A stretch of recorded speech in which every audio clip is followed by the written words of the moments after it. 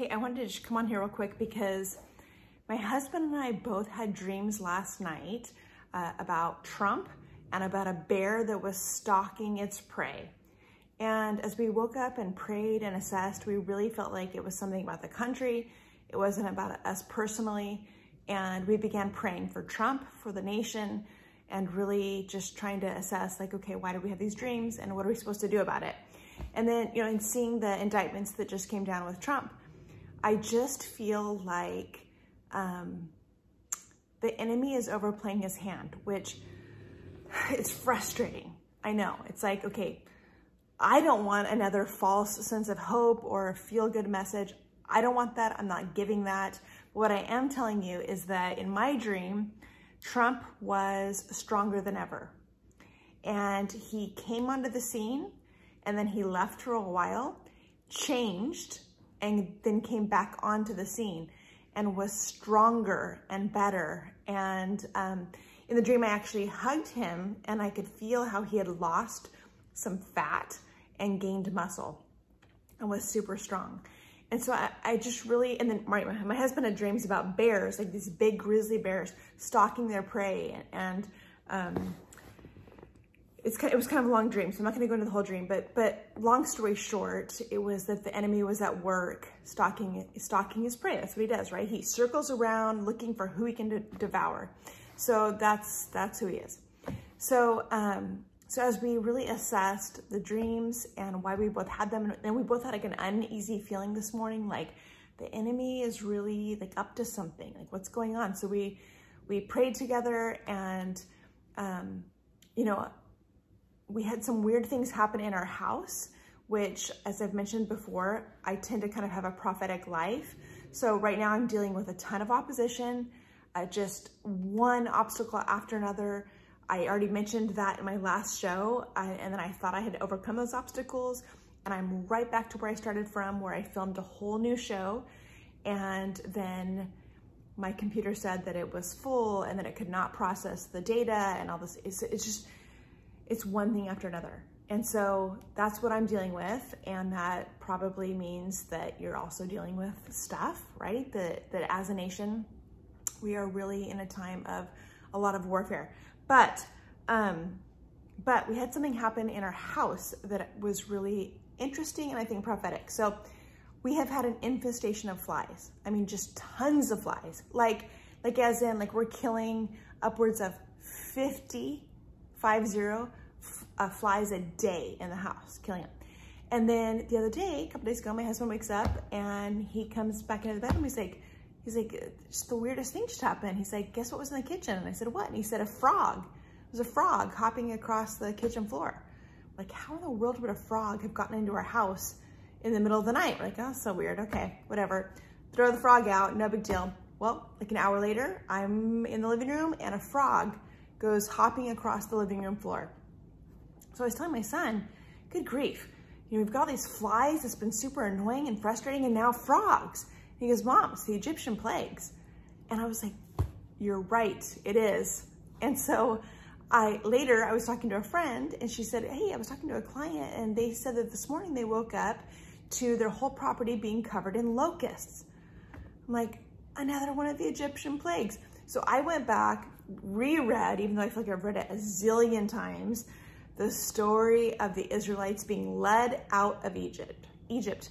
And you know what? The one verse that really struck me and kind of leapt out at me when I read it was how God intentionally allowed the difficult period to be prolonged so that his glory would be multiplied. And I just kind of stopped and it was like, that's where we are right now.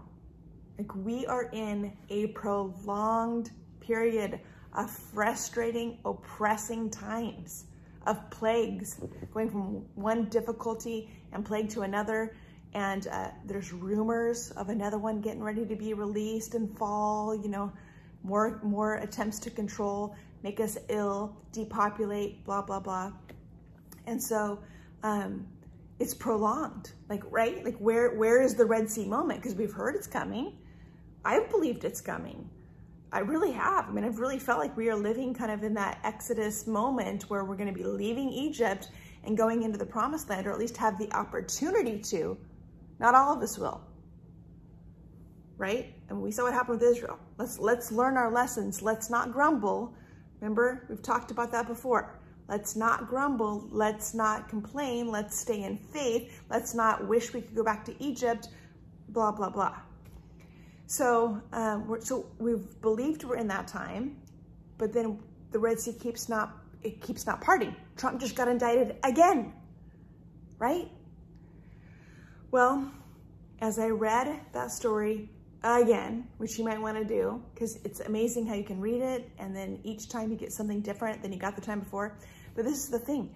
It was prolonged so that God's glory could be multiplied. And by the time it was time for the Israelites to leave, the Egyptians were so ready for them to leave that they were throwing their gold and silver at them. We do want to get to that place. We do want to get to where the Egyptians are throwing their gold and silver at us. So I know this is taking longer than you want. It's taking longer than I want. I'm with you on that. But at the same time, I want you to be able to stay in faith that we've seen this before. We can learn from our history. We can see that when the Israelites were going to be led out of Egypt, when God said it was going to happen, to the time that it actually happened, it was prolonged. And can you imagine living during that time where Moses is saying, this is what God said is going to happen, and then it's just like plague after plague after plague, difficulty after difficulty, because the Israelites were having to see that too and deal with that too. I mean, their river was filled with blood too. Like, it was rough. I'm sure they were like, when are we leaving? When are we going to that promised land you mentioned? Why is it taking so long? And also, by the way, I want to point out the fact that those magicians were also able to produce miraculous signs. So just a reminder, there truly is power in the dark realm. Coming from the dark realm, Satan really does have power, and it really is on display. And be careful and be discerning about who you listen to, who you trust. Just because a miracle is performed does not mean it's of God. Test the spirits. Is Jesus Lord? Always be testing, especially the closer we get to Jesus' return. We know that deceptive spirits will increase. And we have to be wise and discerning. We have to be gentle as a dove, wise as a serpent, right? So be wise and be discerning. Don't assume that because there's something supernatural, it's from God. Satan has a whole bunch of power that God gave him. He does. He's got a lot of power. I've seen some satanic power. In fact, a lot of people who are leading and ruling and reigning in all kinds of different spheres have gotten their power from Satan. They have. That's why they're so evil. They've sold their soul. In exchange for their soul, they got a bunch of power, bunch of money. So there really is power on the dark side, but we see that ultimately the light wins. But man, it was prolonged. Before the Red Sea parted, before they were able to leave Egypt, it was prolonged so that God's glory would be multiplied. Pray for Trump. In my dream, I definitely felt like we've got to pray for Trump. I don't really care if you like him or not. I'm not asking you if you like him. I'm telling you to pray for him. Pray for him. Pray for his protection. Pray for our country. There was a biolab you've probably heard about. It's been all over the place. About 3,000 different people have texted it to me, texted or emailed it from all over the country. It was 15 minutes from my house, that biolab, where there were 20 different kinds of diseases already formed and ready to release into the public. It was a Chinese operation, right? So we need to pray.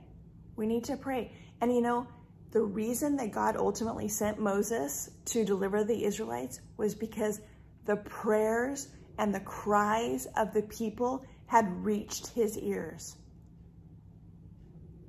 We cannot just wait for deliverance. We need to ask for it. Ask for it. Pray. Use your authority. Pray. Ask. Seek God for deliverance, for justice, for protection. All right. That's all I have. That's all I wanted to say. God bless you, and know that you are loved.